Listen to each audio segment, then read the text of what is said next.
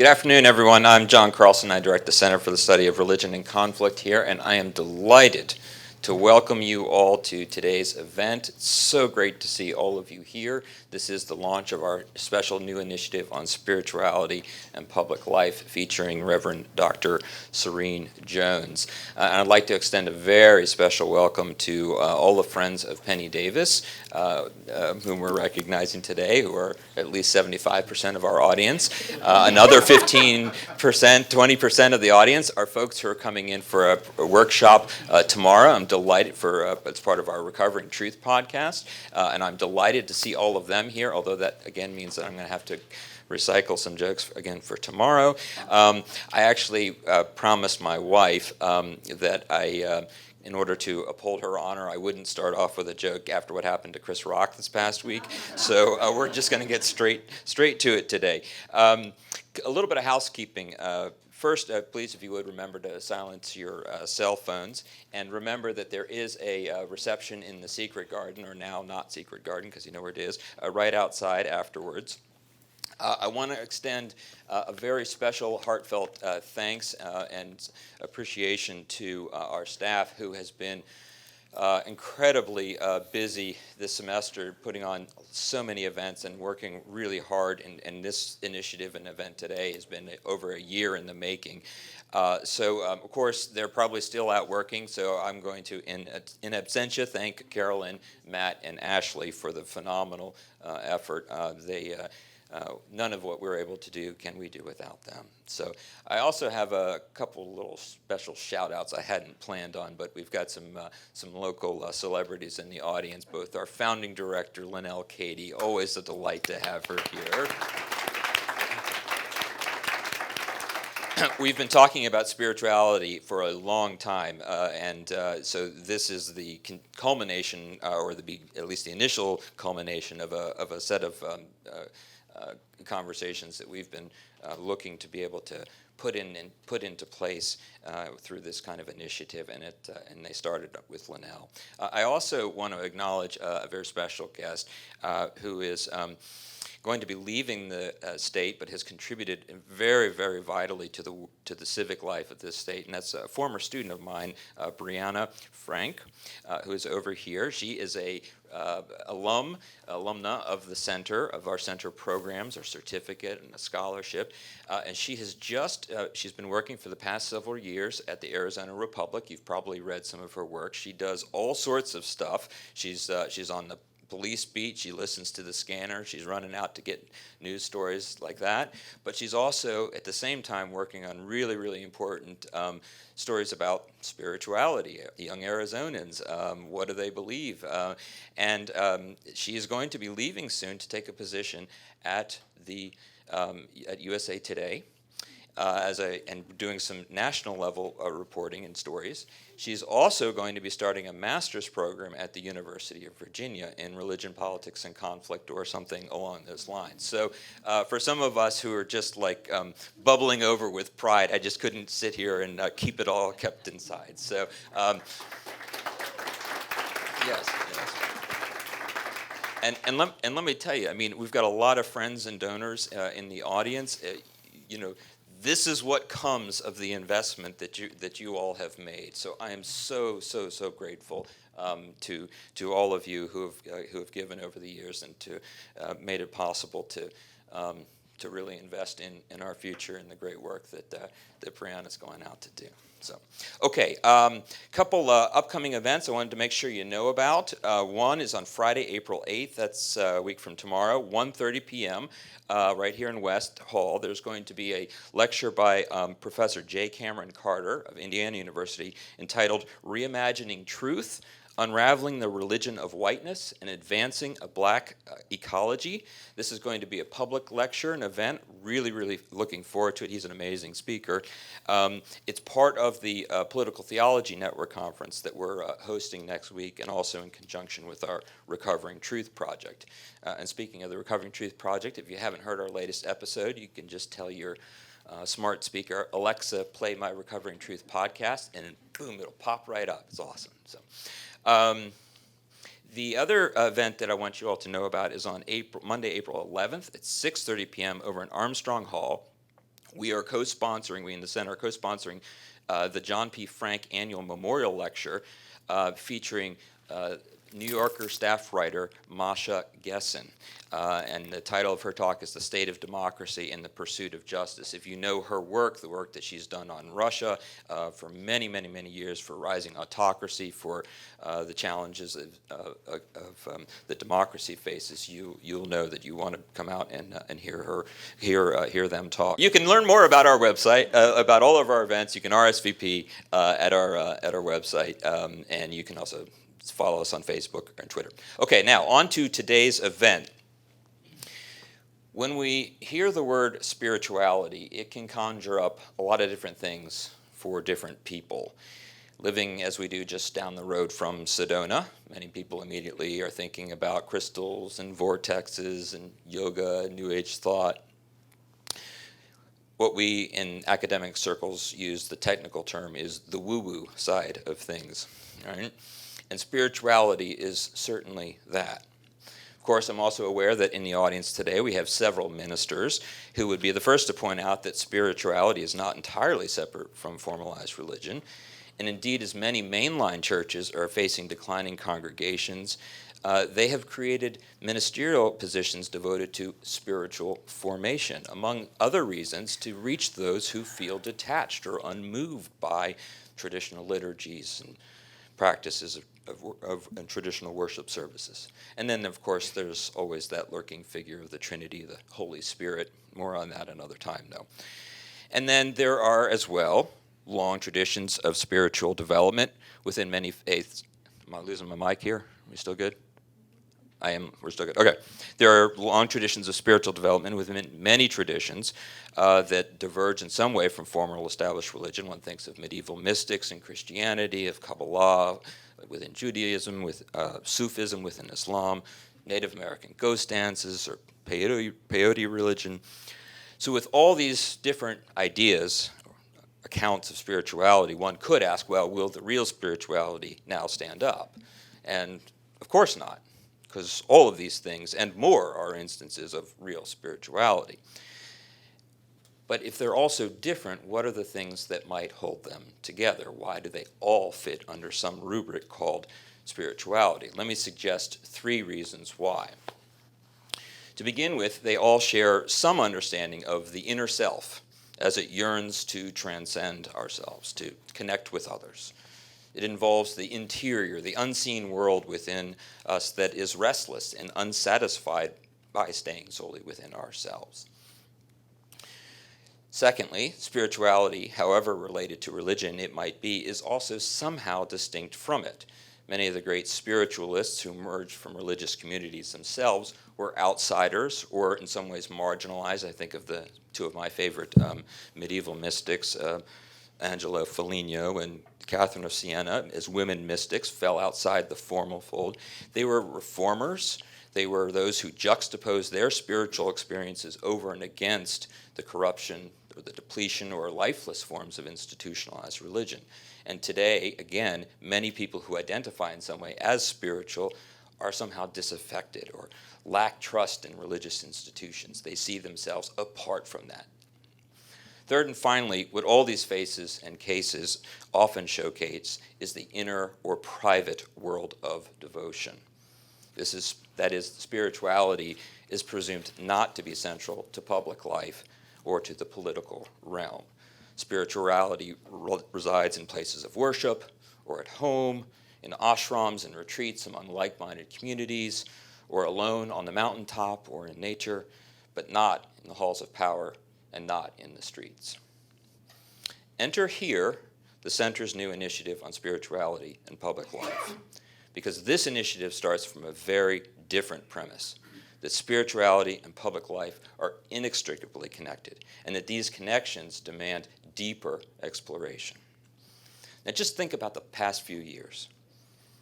The isolation that so many people experienced during the pandemic. The grief of losing 1 million of our fellow citizens just in this country. The social upheavals emerging as a result of police violence and racial reckoning. Extreme political polarization resulting in an insurrection on the most sacred symbol of democracy in the world. And a growing truth divide that goes beyond mere flirtations with falsehoods, but involves outright affairs with conspiracy theories and betrothals to truth-adjacent personality cults.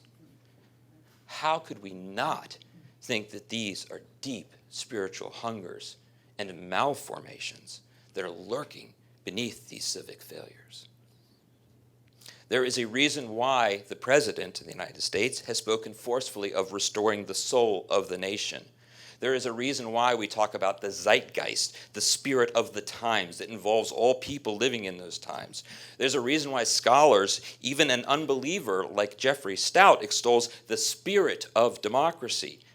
And the reason is that the spirit and spirituality are deeply and ineluctably public too. With the Spirituality and Public Life Initiative, the Center now brings spirituality to the forefront of our work, advancing peace, pursuing justice, recovering truth, strengthening democracy, and healing our community. And in this, we all owe a great, great debt of gratitude to Penny Davis, whose generous gift has enabled us to begin this incredible journey. And I'd like for us all to take a moment to recognize Penny now. Thank you. Would you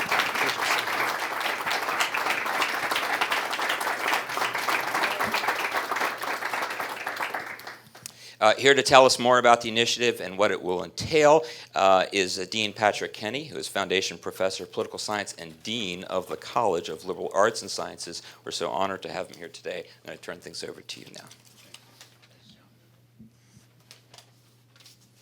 Thank you very much. Appreciate that, John. It was wonderful to hear the introduction. So a couple points. First of all, really nice to be here in person with students, faculty, staff, and donors. That is just now emerging at the university in a broader way on these kind of events, right?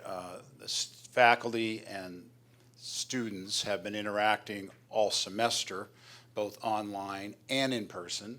Masks were just lifted and made optional in all of our classes the first day after spring break. So you're kind of hearing, you're here at a new kind of awakening, frankly, for the university. So that's wonderful that you're here, and it's fun to be invited out, actually, right? I don't get invited out very much anyway, okay, but let alone during the pandemic. So that's wonderful. So let me reflect just a moment on the Center for Religion and Conflict, and it's wonderful. Linnell's here because we were both, well, let me say, the center, I believe, is the first thing the president funded in centers at the university, and it was because of Linnell's initiative. And I remember talking to her, because I was chair of political science at the time, saying, okay, how did you do that? How did you get that money? And she said, someday we'll talk about that. But she didn't reveal her secret. But that was almost 20 years ago now, right? And they're coming up on 20 years. Now, as the dean of the college, there are now over 40 centers and institutes just in the College of Liberal Arts and Sciences, over 40. We had less than 10 when the president arrived. There are three things that make these centers last for a long time, okay? And they don't all make it over this long period of time, I can tell you, okay? One is driven by a mission and the staff of the people who create it, okay? And that usually comes from some initial funding from the college or the president's office or the provost's office, and then the college, here's the public part, okay, picks up the salaries of staff, some staff, certainly all faculty, okay, over the most of the time. So that's a great partnership. Then there's the private partnership, okay? Those are the donors that engage. There are a few, I think, gems so far that we have started in the last 20 years. This is one that has this tripartite kind of funding, okay? And the donors then are struck by the mission and the vision and the ideas, and then they jump in and help, and you're seeing that here today with Penny's contribution, okay? And then the third are competitive grants and funding that go to foundations and federal agencies, and this center's had all of that over the 20 years, right? And so when those three things come together, and they come together in the first 3 to 5, 6 years, centers sustain, and their mission grows, and the interest grows. And that's the formula, and you all have figured that out and driven that, and that's why I'm here today, and that's why you're going to start your 20th year next year, right? You start your 20th year next year. There are other centers at the university that have been around a little longer, but not with this kind of tripartite kind of funding. So you should feel good about that. Outside of anybody, any guests that are here, your contributions are vital to make these things stay in place and grow over time. So thank you very much from the college. I was really struck when John sent me information on this about what this center, this initiative, what this initiative was about. And he sent me some, and I want to use a couple of things. The center's new initiative starts from the premise that spirituality and public life are deeply connected, and that the connections demand closer and deeper exploration. That spiritual hunger lurks beneath our civic values, our civic failures, our civic responsibilities. Now, I immediately resonated that when I saw that, and I thought, because I'm a political scientist of American politics, so I think a little once in a while about civic life. And then I was educated from kindergarten through the 12th grade by the good sisters of the BVMs, okay? And there we talked about these things a fair amount, and my first political memory was the Cuban Missile Crisis in the fall of 1962, 13 days of October, when in the first or second grade, I have to go figure that out, but in the first or second grade, I think it was first, the nuns had us pray an extra rosary every day that the world wouldn't end. Now, I do think that was a little heavy for first grade in retrospect, okay, but I do remember really holding on to those rosary beads, okay, because we had to bring our own rosary bead and we had to say that. But that is a driven imprint of the connection between spirituality, religion, and public life, or civic failures, or crises, right? And it seems ever more present, like now, for the first time since 1990, right, or 91, with the fall of the Soviet Union. So the Spirituality and Public Life Initiative at this center now brings spirituality to the forefront of its work, advancing peace, pursuing justice, and healing relationships damaged by social conflict. Seems ever more relevant than it ever has been, and I'm really happy to see this, and I'm sure this initiative will be every bit as successful as every other initiative that's come out of this center. The Spirituality and Public Life Initiative is possible from the founding gift from Penny Davis, thank you very much, who's also a longstanding member of the College of Liberal Arts and Science Dean's Council and has been very generous and a friend of the college and various programs in the college for a long time. And the Dean's Council in particular right now, by the way, is funding almost $1 million annually, okay, almost $1 million annually for students who are starting at ASU as freshmen and are coming from underserved high schools, okay, 300 to 500 every fall in something called the Early Start Program, which is now has an initiative followed on it as a paid internship program for ideally, eventually, all Pell-eligible students, which in our college is 40% of 29,000 students. That's a College of Arts and Sciences is just 29,000 students by itself, okay? So donors have driven that kind of program, all right? So you can see the partnership there.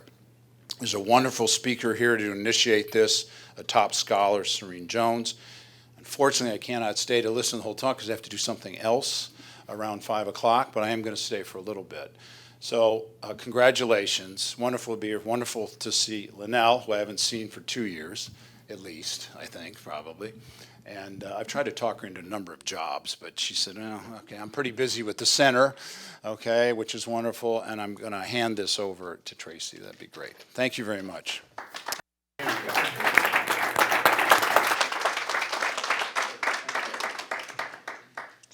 Thank you so much, Dean Kenny, for those remarks. Thank you, Penny Davis, for making the Spirituality and Public Life Initiative a reality. And I want to thank all of you for coming, and especially those who have come from afar, including our Recovering Truth Fellows that I've only been seeing on Zoom. So now I get to see you, and that's really a thrill. So thank you all for being here.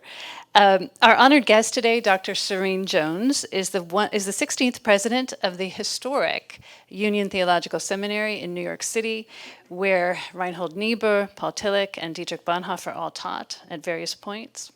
Serene Jones is the first woman to head the 182-year-old institution.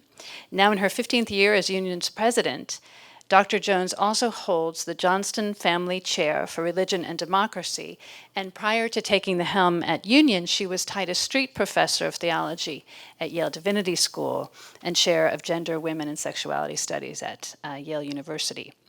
Deeply grounded in theology, politics, women's studies, economics, race studies, history, and ethics, Serene Jones is author or editor of 9 books, including Calvin and the Rhetoric of Piety, Feminist Theory and Christian Theology, Cartographies of Grace, and Trauma and Grace, Theology in a Ruptured World.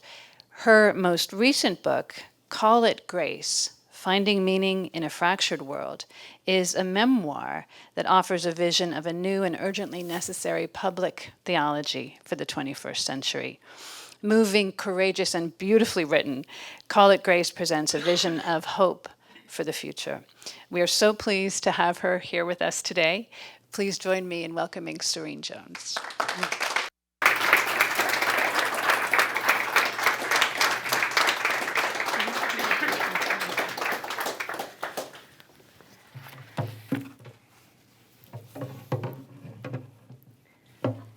I have my phone here not because I'm texting, but because I put the clock on so I do not talk too long. So let me get to that. Thank you all. It is such a pleasure to be here, even though it has been several years in the making.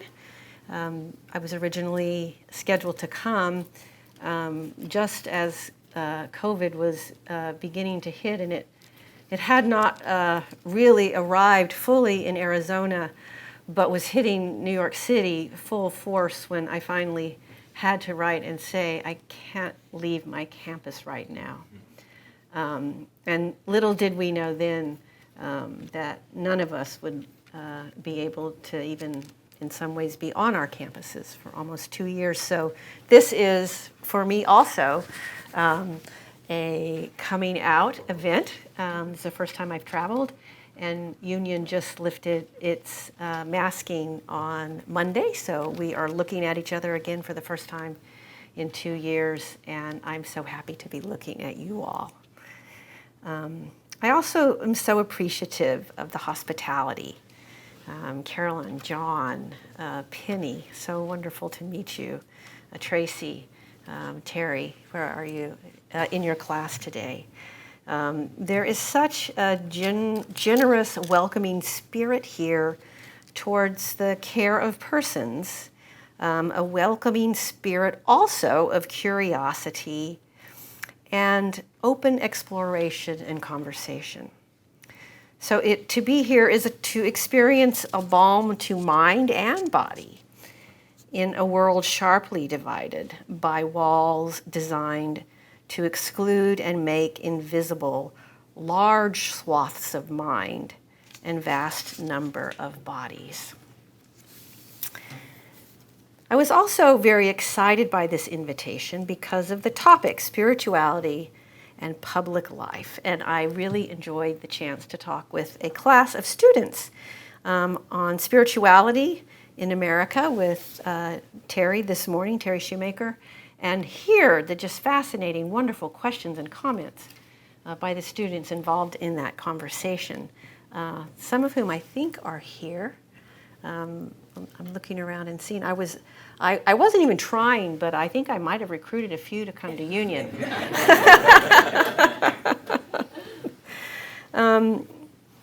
And these two topics are each individually and separately deserving of our attention.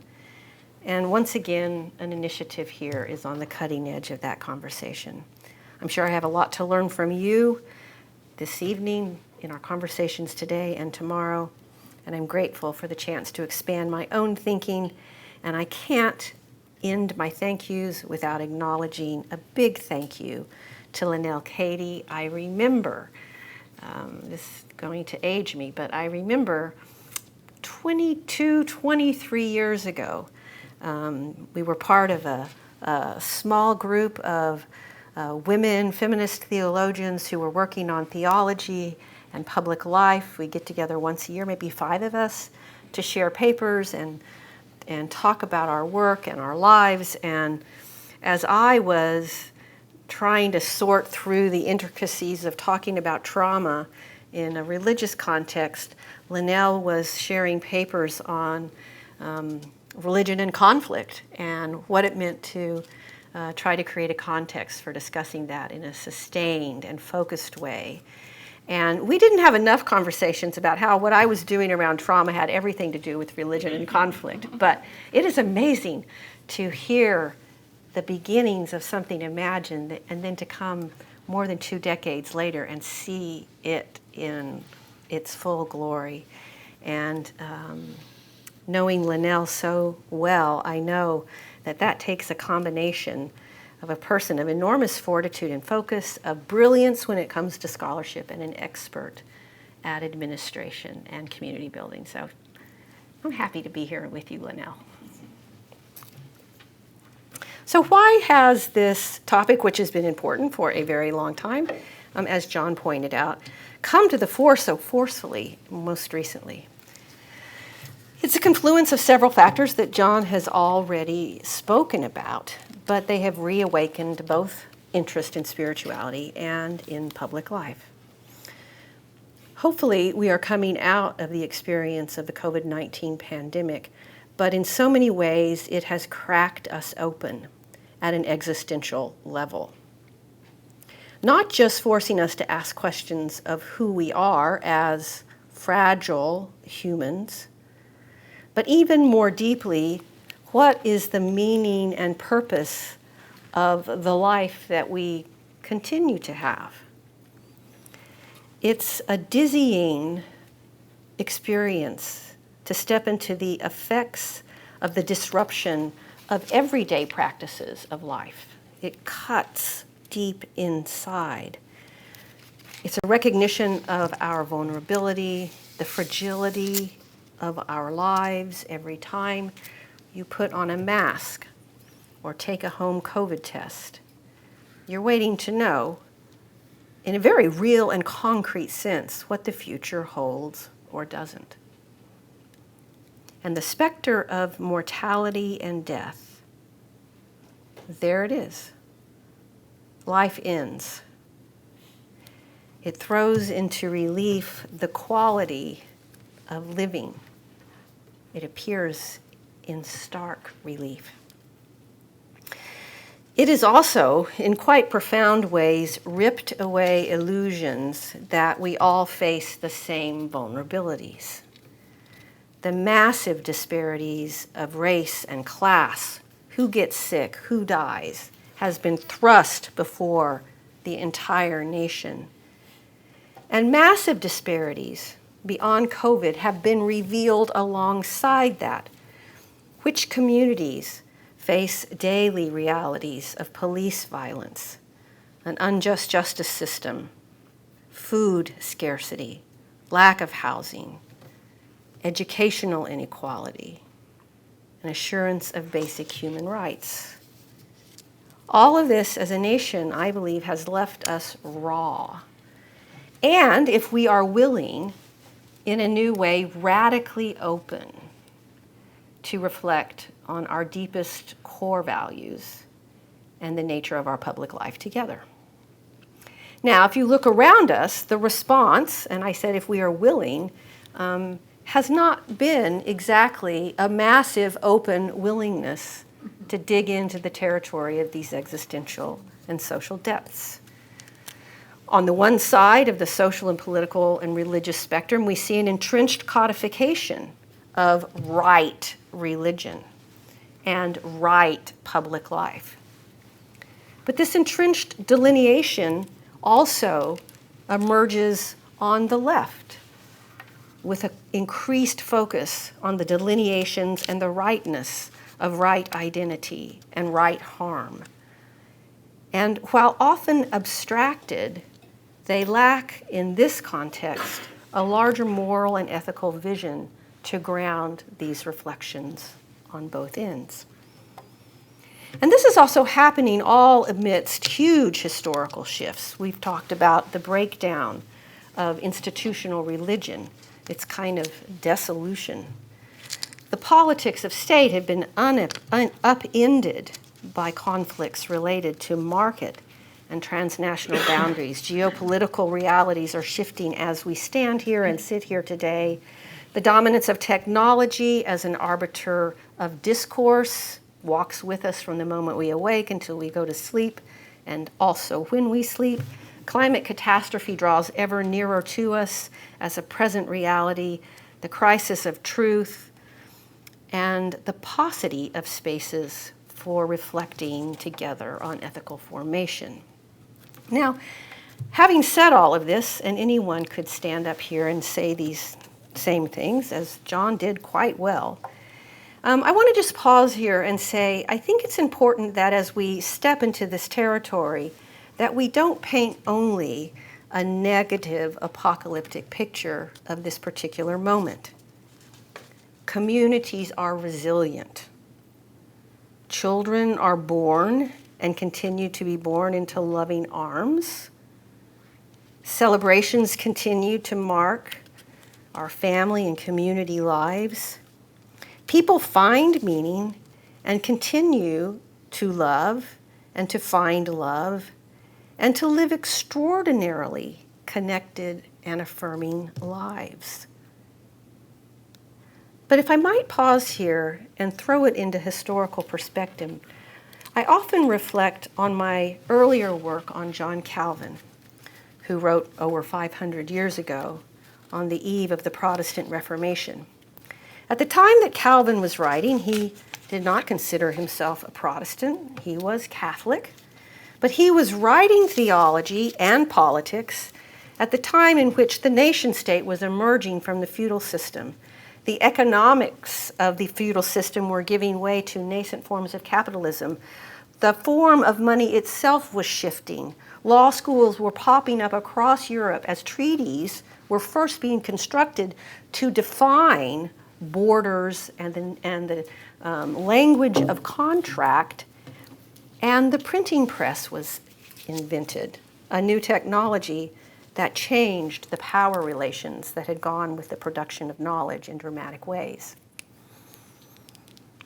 So I reflect on Calvin's context and also return to our moment and see so many parallels, and am reminded that in the midst of these enormous transitions, Calvin, his followers, the reformers, those they were reforming against, had no idea that they were in the middle of a historic shift of enormous magnitude.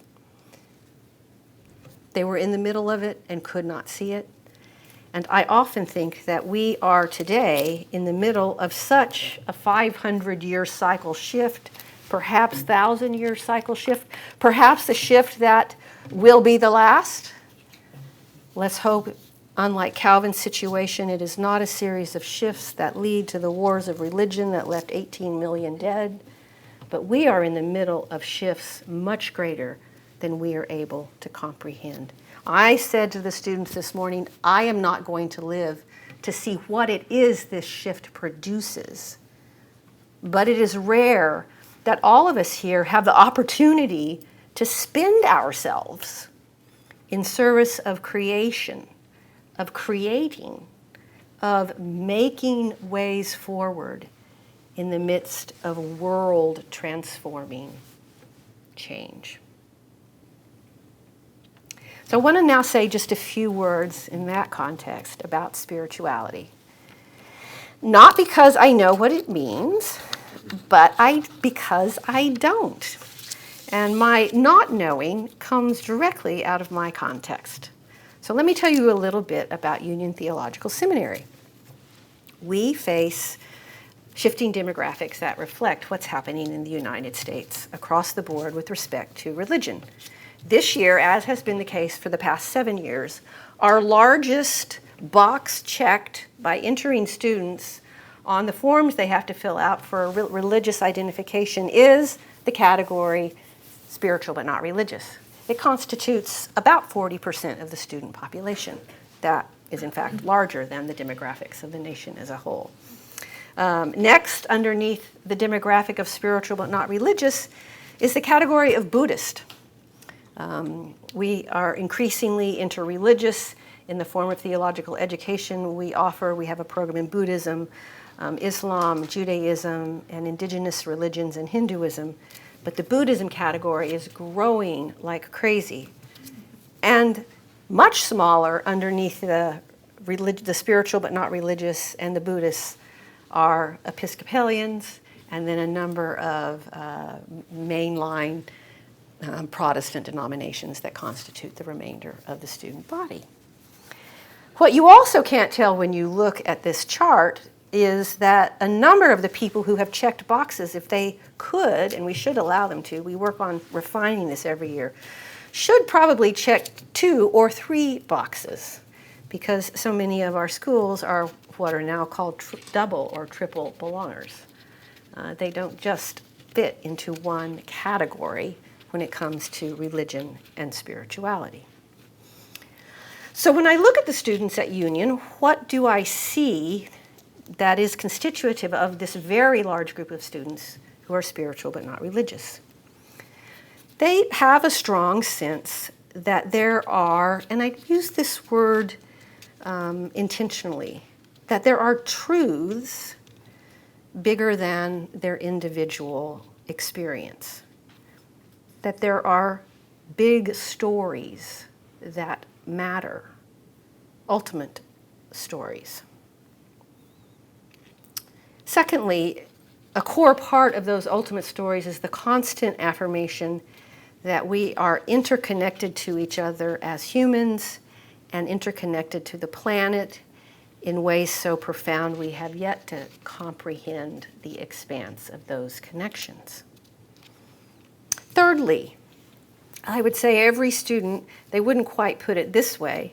This is what my work in trauma studies has done to my language about this particular topic, that our frontal lobe is not the totality of our experience.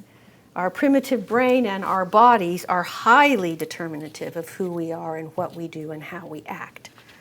Bodies matter.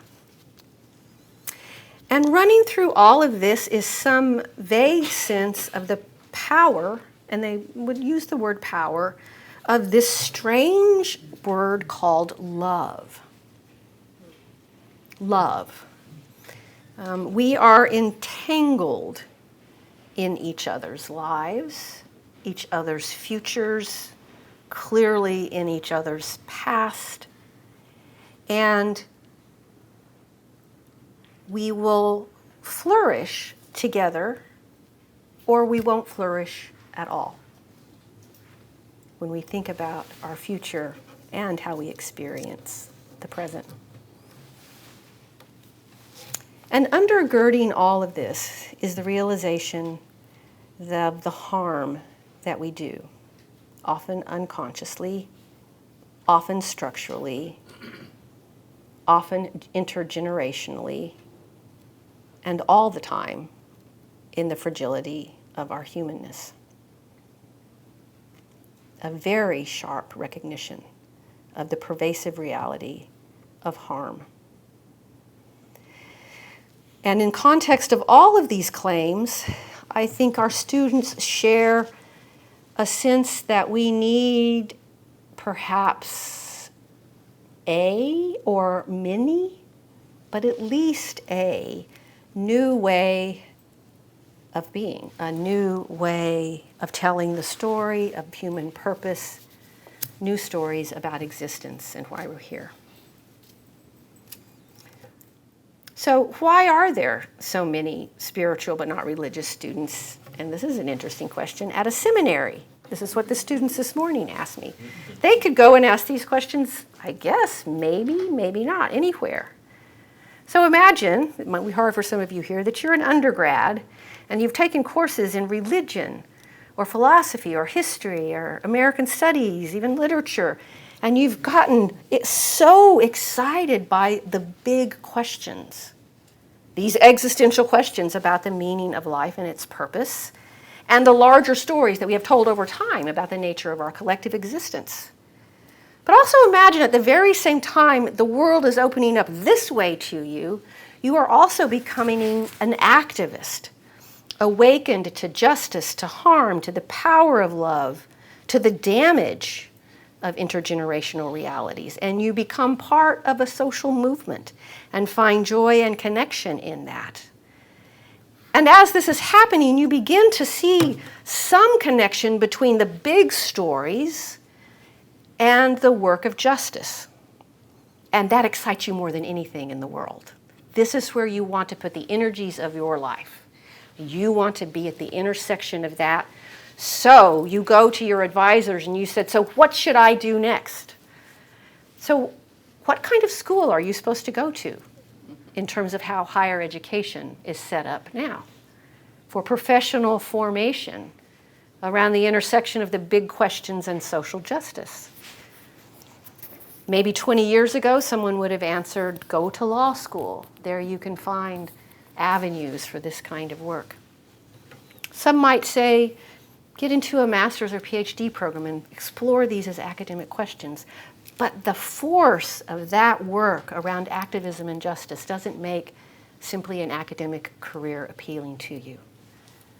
So what do? Well, you end up at a place like Union Theological Seminary. Union Theological Seminary, where the intersection of these two realities comes together and has for 200 years. I think students that are spiritual but not religious are ending up at many seminaries across the country, but not all, because it's not true that across the country these questions define the core mission of the school.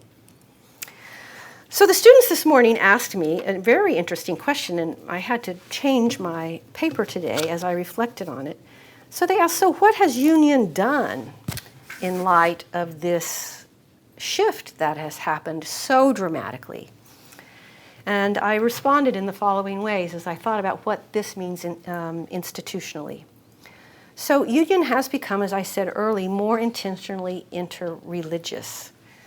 We have programs in Buddhism, Jewish thought, Hinduism, Islam, indigenous religion. And the effect of this is that it not only helps people in specific traditions go more deeply into them, but it also helps many people who are spiritual but not religious realize in the context of discussing pluralism and the depth, a deep dive into another religion, discover, for instance, even though they are spiritual but not religious, how deeply Jewish they actually are, or how profoundly Christian their entire worldview continues to be. So I think that in an interreligious context, certain understandings of what it means to be spiritual are clarified in a way that if one was focused on a singular tradition, it would not come to the surface with such force.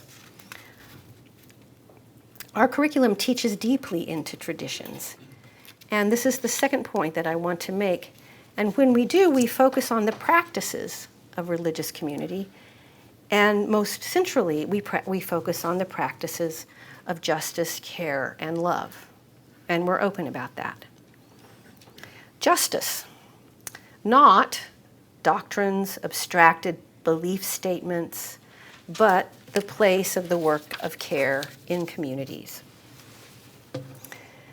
Both of these together then, I think, bring the interreligious, the deep understanding, and the practical work of justice together in exciting ways. I will report back later on what it is they do with their degree, but what's interesting to me, I'll just add this quickly, is the spiritual but not religious students are not signing up for a 2-year Master's of Arts. They are signing up for Masters of Divinity, which is a 3-year program designed originally, 100 years ago, for students preparing to go into ministry. Now we've designed it for chaplaincy, for social movement work, for teaching, for a number of different vocations, but in all of them, there's a very important piece of personal spiritual formation and direct engagement through field education with multiple sites, particularly in communities that you have not experienced before. So I think that those two dimensions are actually quite important for that kind of formation. So very quickly, I just want to say a few things about what I have begun to see in terms of how spirituality and public life relate to one another in a context such as this. So first of all, I'm not going to assume that you can define either. Both terms are amorphous, but substantial and significant. And I want to just turn very briefly to H. Ruptured Neibuhr's book, now a classic, Christ and Culture. And I want to lay out, using his models, not Christ and culture, but using his models for when he wrote the book, how Christianity relates to culture, to think through something about how spirituality relates to public life. Loosely using his template as a way of looking at this relationship, I want to talk about 4 different ways of configuring that. And he has 5, but there's 4 that I want to focus on today. So the first large category is to see spiritualities, to understand the anatomy of particular spiritualities as practices and habits of mind that find their identity in a space that they conceive of as against the realities of public life. The two share nothing. The realm of the public is too corrupt. And this spiritualities against public life leads to forms of off-the-grid existence. It's associated with certain aspects of forms of conspiracy theory, but it is a relationship to public life that sees the tensions between the two so enormous that a rejection of existing in the space of a common public life together is too large a gap to bridge. And I would love at the end of this for us to come back and think about what actually fits into these categories. The second one are a series of spiritualities that can be thought of as relating to public life as a spirituality and public life. This is a version of spirituality that sees the two as virtually synonymous. Another way of putting this in a less generous way is to say spiritualities that concede all they have to the space of the market. You think here of spiritualities related to portions of the wellness industry, or the prosperity gospel movement, or the abundance movement. These are spiritualities where success in very worldly terms, tied to market values, marks the be and end all of spiritual practice and its objects. The third, again building on these Niebuhrian categories, is spirituality above public life in a kind of paradoxical relationship. There is in this model a sense that spiritual life has its own integrity and that public life is in need of spirituality. And in this context, spiritual practices and realities tries to accept what it can from public life, but what it cannot accept, it does not leave behind like the against, but in fact tries to colonize and dominate. And here I would put certain forms of spirituality that have been offshoots of right-wing evangelical communities. It often accepts the market as features of the second one, often accepts in terms of public life, deep notions of white supremacy, patriarchy, marked by a nostalgia for a past public life, and it embraces and organizes to control via spirit the terms of public engagement. And then the last model is spirituality transforming public life. Here, spiritual community is grounded in a very clearly articulated, although always shifting, vision of a collective life that is public.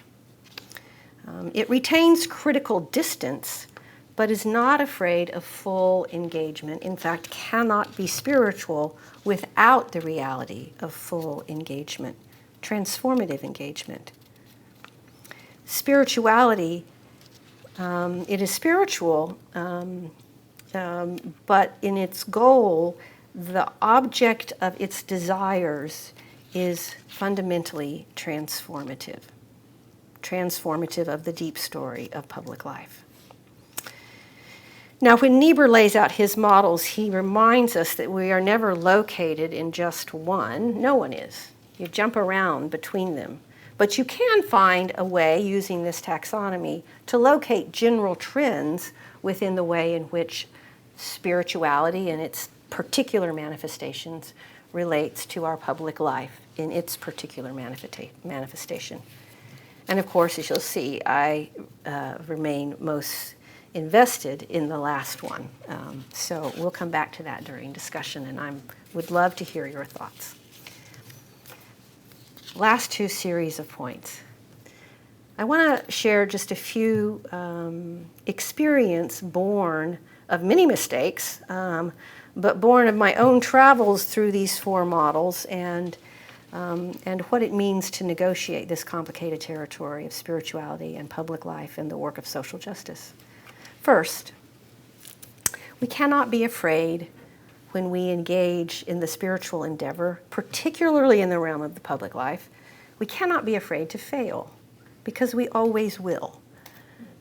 And that's one of the things when it comes to the political endeavor, that when religion or spirituality enters the equation, it can tend to make it more righteous and more allergic to failure than the pragmatics of regular public life.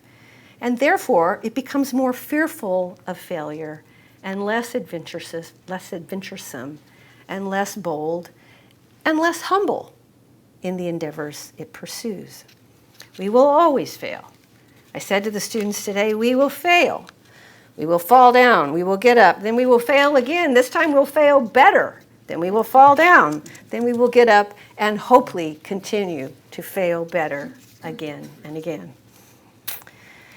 Secondly, as I said in my opening comments, and I think this is central to the shifts that are taking place in terms of how we understand truth in the relationship between the spiritual and the public life. The second comment comes from the title of a New York Times best-selling book. I'm teaching it presently in my course on trauma. I have never in my life taught a book that was on the New York Times bestseller list, much less number one, and that is this: the body keeps the score. That we have intergenerational libraries of flesh within us. We have ancient truths that can quicken us or slow us, that can enlighten us or deaden us, but they are there. The body keeps the score. So pay attention. Number 3, in terms of the levers of change for the future art, imagination, poetry, movement of the body. These are the most important spaces where change happens in its most nascent form. Number 4, and here I'm quite open about my grounding in liberation theology, but interestingly working now in a deeply interreligious context. This is a claim that runs across almost all of the religious traditions that we study and do formation in the context of. If you want to keep track of the character of the work that happens in that space between the spiritual and the public, keep the most marginal and vulnerable at the center of your reflections. I call it the tripwire effect. It is there that you will know the impact of what your works create and what the Spirit engenders. Fifthly, I said this to the students this morning, just at the very end as everyone was leaving. It's important to listen deeply to your joy, not only your suffering. And be measured, finally, in your public practice by what you do more than any creed you espouse or any belief you think you hold with self-righteousness and complete clarity. Last comment. One I am often asked these days by students at Union, by everyone, am I hopeful given all that I have said? Sometimes all of this reality, like all of us sitting in this room, makes me quite despairing. I know through my work as a theologian, much less my experience as a human being, that hate and fear are powerful weapons and lies are their fuel.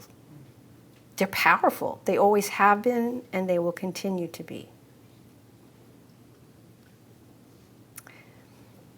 Secondly, and this is never to be underestimated in terms of our reflection on spirituality, somehow we, not in the second model that I developed, but in the other realms, we seem to take this one out of the equation. Money is not on the side of human and planetary flourishing. And there is a lot of money fueling hate and fear and lies. And it is up to here in the context of religion and spirituality and invested in the shape of their relationship to public life. 3, another reason for despair, media and the internet has weakened our muscles for truth-telling. So much has been destroyed. So much has been destroyed. I am not, to say the least, naively optimistic, but I am hopeful. In addition to being fearful, we are also, as I said earlier, interconnected and caring. The relationship between parents and children, that bond is strong. The bonds of friendship, the bonds of time. There is an important, irresistible counterweight to the harms that we do, the fear we invoke, the hatred we fester, and the lies we're willing to tell. And secondly, and I'll end with this, I think there are powers of resilience and connection that are yet unknown to us. It's a lot we don't know. Incredible resources of creative will and energy for the good have yet to be unleashed. Incredible resources of creative will and energy for the good have yet to be unleashed. And I'm reminded of the poem about the thawing of the ice caps and the icebergs, reading about Antarctica this morning. And the poem begins, do you hear that thunder and crash, the cracking of ice, the flows of centuries of pain that are breaking open? And what news do they bring? This is not a typical thaw of spring.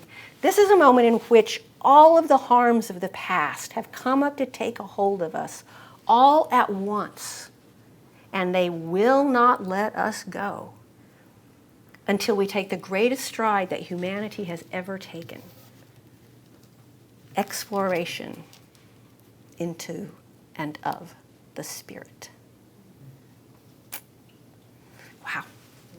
Especially that image of all of the harms of the past coming up to take a hold of us all at once and not letting us go. It feels so true here.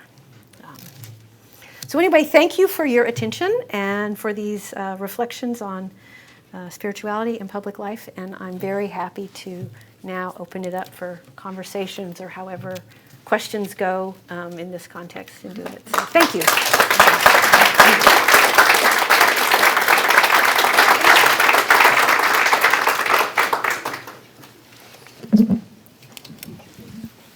We do have time for questions, and while it is a small room and many of you are quite able to be heard without a microphone, we would ask that you use that and so that we can continue the conversation online as well. You know, I never used that. Was it hard to hear me? You have one of these. Oh, it was. Oh, wait. Oh, this was, oh, okay, good. Ooh. See, this technology is not my everything, yeah, way. so. You think of everything. So, Linnell. Thanks, Serene. I mean, it's very interesting to hear you reflect on spirituality, especially in the context of union. One thing that strikes me is I appreciated your using H. Richard Niebuhr's typology. I knew you would like that. Yeah, I know. thought, oh, And Linnell will love this. I've always admired that and used it. But within, and it does shed light. I mean, I agree with you. Although it's also interesting that within the context of union, I think the transformative model would be most salient. I'm wondering what you think about spirituality when you're not within the union context. Where do you see, do you think anybody can sort of, I know it's very amorphous, but can one identify sort of where the dominant strands are located? I mean, do you have a sense of, that the union context is fairly unusual, or do you think that's a fairly typical? So as I was reading back through Niebuhr, I was aware that he was incapable of imagining the present context. So I think the spirituality against public life there's a lot of it, but it's relatively small when compared to the other forms. I think spirituality that is public life is probably on a day-to-day basis the most dominant because it's completely unreflective and yet defines how we conflate our spiritual desires with the vicissitudes of the market. And that's just happened even at an unconscious level, much less always conscious. So that one I would say that one is just there all the time for the realm of the spiritual. And we have to be aware of its presence and its relation to public life in that way. I think the third, spirituality that is above culture, it takes parts of culture that it thinks are right and then wants to impose upon public life together its view of what it singularly believes is the right way. And it is not, if we were to go into more detail, it is not sort of a collective pluralist process of determining what should be imposed upon public life. It is an imposition of it.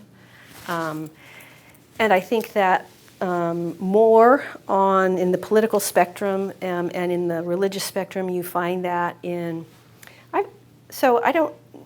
I have gotten very confused about the relationship between the category of religion and spirituality because a lot of what I see that might typically have been called religion because it's Christian is so untethered from anything related to the Christian tradition that it comes across more like this sort of undefined realm of spirit. And I think of,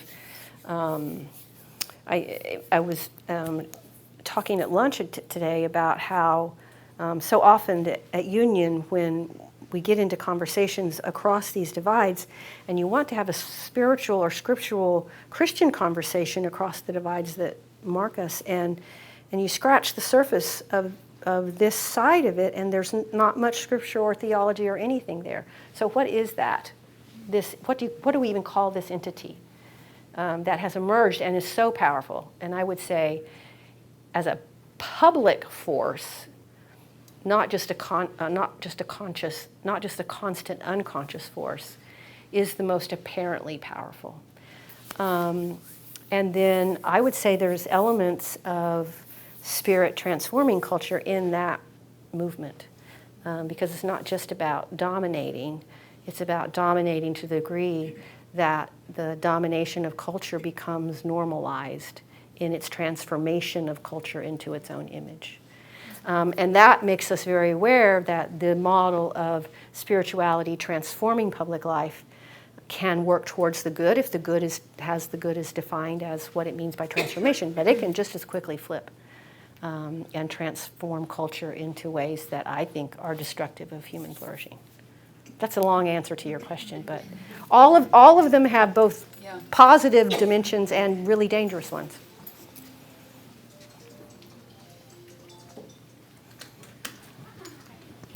Hello.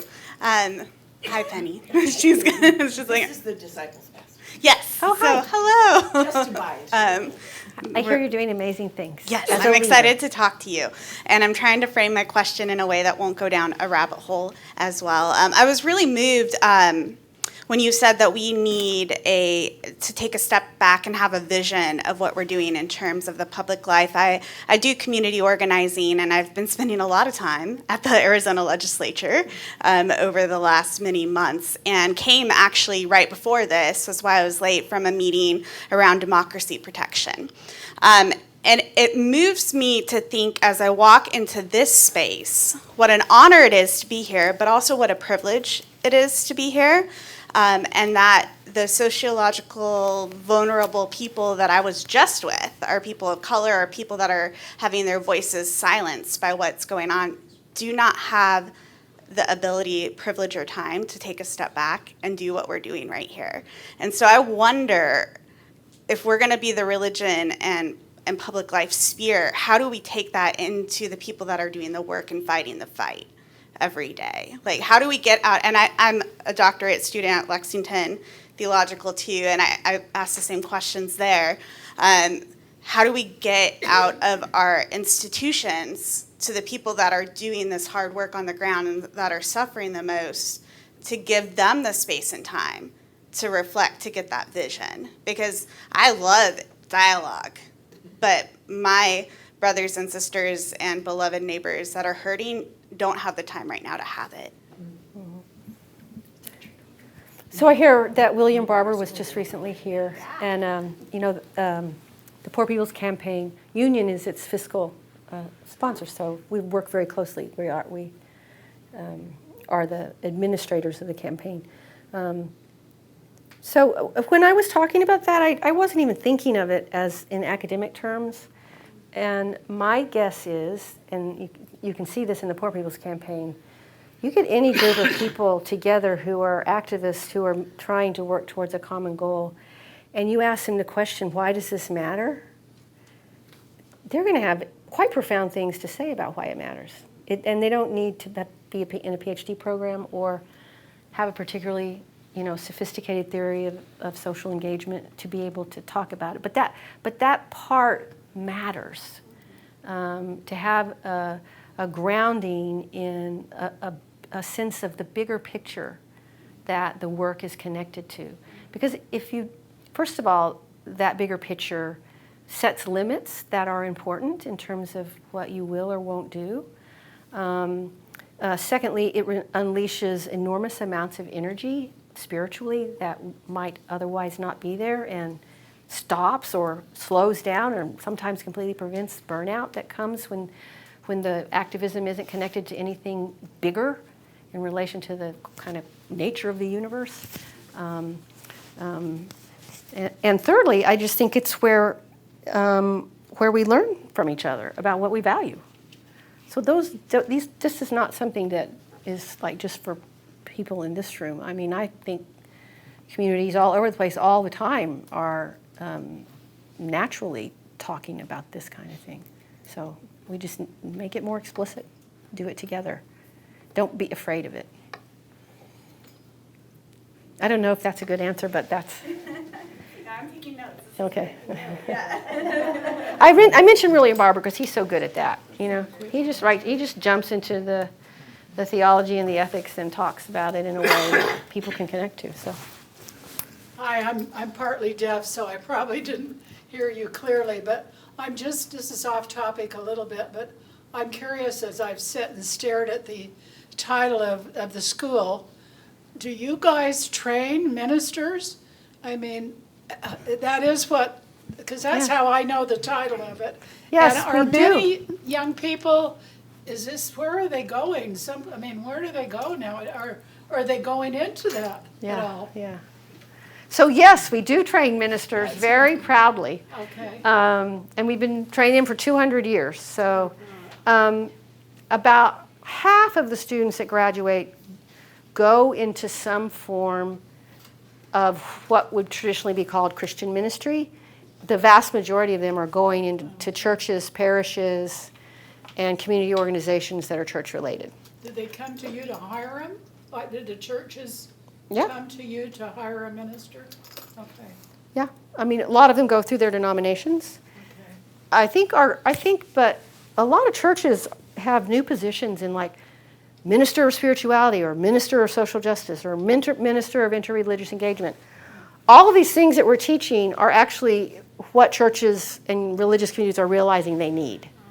So it's actually, and the interesting thing is when a student who has just completely dumped the church, I don't want to have anything to do with it, or dumped the synagogue, it's the most awful place I've ever been, then they come and they learn and they realize, wow, these are kind of really, if you want to do community organizing, you have a set community of people right here who are committed and willing to work with you. And it's a quirky, eccentric, interesting, deeply engaged space to occupy.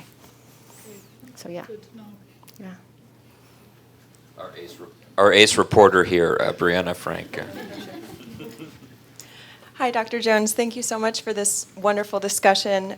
You mentioned how many people today, similar to Calvin and his followers, might not fully appreciate or recognize the magnitude of the moment that they're in.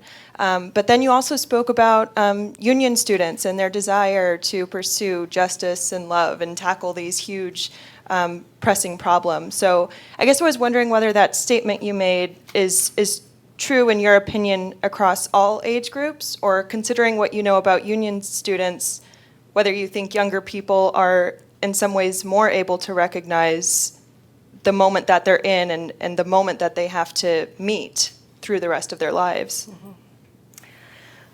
So when I was making that point about Calvin, it wasn't so much about being aware of how much change is happening, because someone like Calvin or someone like me, I'm very aware of all the change that's happening. What is very hard to grasp before it's there before you is what this actually means in terms of the eventual social belief system, even maybe eventually institutional form it will take. I don't think anybody knows where those energies are going and how they will coalesce, if they do, and what that will evoke. But I think that what is true is that young people today, I don't think any of them are doubtful about the mess that we're in. I mean, it would be very hard to be young and not be doubtful. I think it's harder to be young and remain hopeful. So. I found a very interesting statistic as I was doing a little bit of research. It's that in this project, according to one survey, a majority of young people in the United States say that they engage in acts of protest as a form of spiritual or religious practice. They explicitly understand it as such. And many of those same people also understand themselves to be very much set in opposition to from established faith groups that reject their social values, social justice movements in particular. Yeah. Okay, Tracy, and then back here, and then I think we'll maybe after that move the rest of our questions to the reception area. Hang on. Thank you so much, Serene. I want to return to your the Niebuhrian typologies of understanding. You framed it as spirituality and public life, and you used his framing of Christianity and culture. And you were very clear about how spirituality and public life can work in different ways. It can tend toward the good, tend toward our flourishing. It can also go bad, right? So I think it's easier for many of us to understand those negative potentialities when we think about Christianity, particularly the notion that for many, many people, Christianity means has nothing to do with theology anymore. It's a way of identifying politically, and it can do a great deal of harm in our culture. What I find when I meet people who identify as spiritual but not religious, they understand that to be the problem with religion, that religion can lead us down the wrong path, but spirituality saves us. spirituality is better. Spirituality is an improvement over religion. And I particularly appreciate your way of helping us to think about the relationships between spirituality and public life that suggest spirituality, too, can lead us down some pretty dark paths. And so I found that extremely helpful. But there is still something about the choice for spirituality over religion that I find kind of intrinsically hopeful, and I don't want to quash that in students. So I just want to hear how do you help students to think about these different ways in which spirituality might tend, toward the conspiratorial, toward the capitalistic, away from community, toward a kind of narcissism of spirit. So I would just love to hear how you help students to think about the complexity of spirituality. Towards a self-righteousness that's always, it's very dangerous. And we know this about religion, but it's true about spirituality, is that, you infuse it with the sense that if it gets infused with the sense that it is, that it cannot be wrong, then it becomes quite dangerous. That's why I talked about the tripwire effect, or keeping the most marginal and vulnerable at the center of your analysis of what you're doing, or the value or quality of it. And I think that's at Union, is to really not shy away from the spiritual discussion, but to always just come back to the question: so how is this lived out in a way that that impacts the lives of the most vulnerable?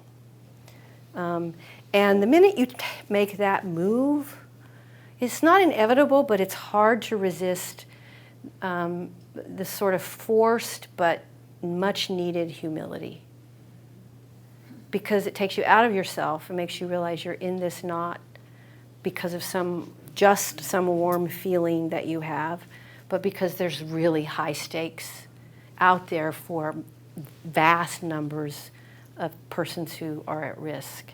And that kind of has a sobering, humbleizing, that's not a word, but humility-provoking impact. And then I think, spirituality at its very best, in addition to this keeping the most vulnerable and its impact at the center, is there is an intrinsic acknowledgement of the harm that it can do, and that is part of what you hold as true, is the recognition of the harm that truth, as you are conceiving of it, is capable of producing in the world. That has to be part of the, if there are any kind of, prayers of recognition, when you light the candle, you have to realize, some form of what Christians and Jews and Muslims would call confession or repentance, or an acknowledgement of sin and harm, always as part of whatever it is you are celebrating your own capacity for that. Is that an okay answer to that question? Yeah. What is Union doing to provide spiritual formation to its students around our relationship with nature? A whole lot. We don't have 40 centers. If we had 40 centers, that would be like 10 people in every center, and then that would be our whole school. So we have 2 centers, and one of them is the Poor People's Campaign, and the other is called the Center for Earth Ethics.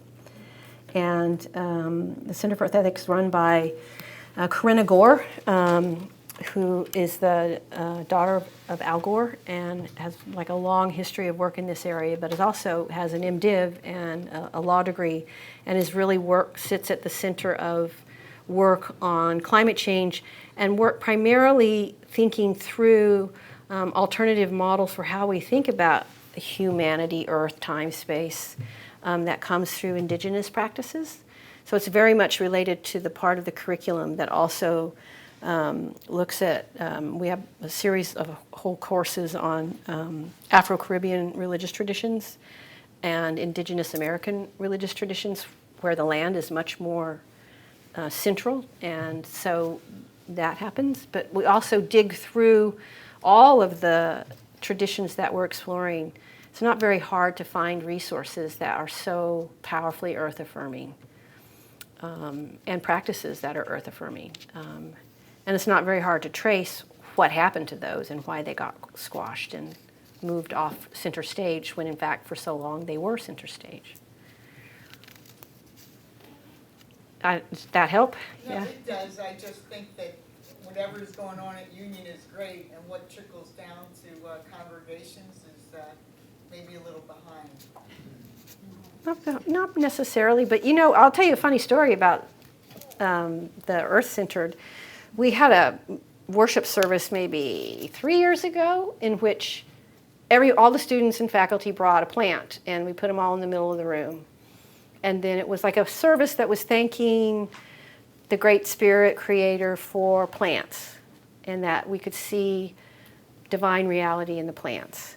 And somehow, I think it was a New York Times reporter got a hold of this and came back. No, I'm sorry, it wasn't the New York Times. It eventually made it into the New York Times. Some small evangelical newsletter got a hold of it. And then there's this ricocheting effect where it becomes an interesting story if it's reported, and then it ends up in larger spaces. And it was that Union had become a pagan seminary, and we had chapel and we were worshiping plants. And we thought this was like really good. We were excited that someone was paying attention to the fact that this was happening. But it was taken as a sign of our fallenness away from anything central. And then it eventually ended up as a very interesting story in the Times about what's happening in seminary education. But I know there may be a few more questions, but I also know Serene Jones to be a very generous soul, and I'm sure she will take your questions outside, where there are also some libations as well. There is a fly in the room that did not RSVP for this event, so in the interest of escorting him or her out, I think we should try to go ahead and move to the Secret Garden reception. Would you join me, please? Oh, Penny, I'm I sorry. would just like to say thank you to all the wonderful people who came. It was so exciting to see my friends, and all of you have been important in my Stand up spiritual. here. No, You I can know. certainly I have the don't- last word. I don't and the microphone. I don't do this, but everybody that I see here that I know has been an important part of my own spiritual development. So I truly appreciate your coming. Thank you.